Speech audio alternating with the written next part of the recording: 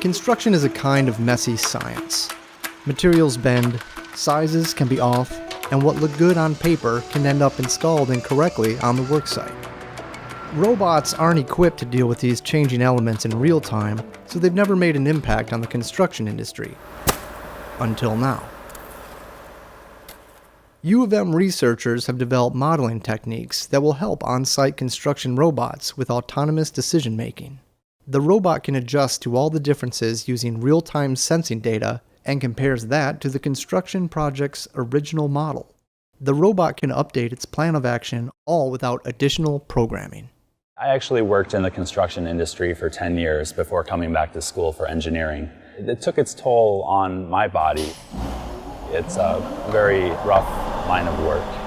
What we're trying to do here is demonstrate that robots can perform construction activities and adapt their plan in order to perform work. We're using caulking as our example, but it could represent many different construction activities. Caulking, welding, cavity filling like spray insulation, soldering pipe, so on and so forth. Robots are good at doing repetitive tasks and doing the same repetitive task to the same specification. In a factory, typically the parts, the way they come together, the tolerances are within millimeters of each other. All the parts fit in together with a tight accuracy. In construction, robotics is a little bit more challenging because unlike a factory floor, on a construction site, you often find it is not uncommon for a large fixture, even such as the staircase or this railing, to be off by a few inches when the work is actually being done. One example might be a robot trying to install a window panel into a rough opening. It needs to actually sense the work, because if it tried to perform the work blindly, it would fail terribly.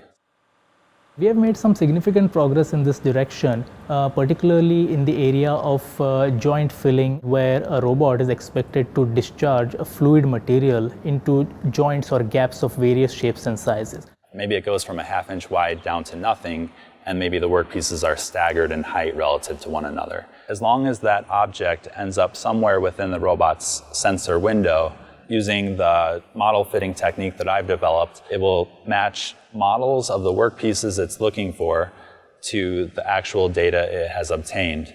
Knowing that, it can then adapt its plan and perform work on the object. Construction is at the very top in terms of workplace injuries and workplace fatalities. So it is very conceivable that in the near future, every construction worker or craftsperson has a robot assistant or a robot apprentice working for him or her, doing all the heavy lifting, the climbing, reaching out in dangerous places, while letting the human worker or the human responder do the intellectual thinking and problem solving. I still have friends and family in the construction industry, and I'm sensitive to their concerns about robots taking their job. If there's work that people don't really want to do or is hazardous, I think they will openly welcome assistance from robots to perform that work.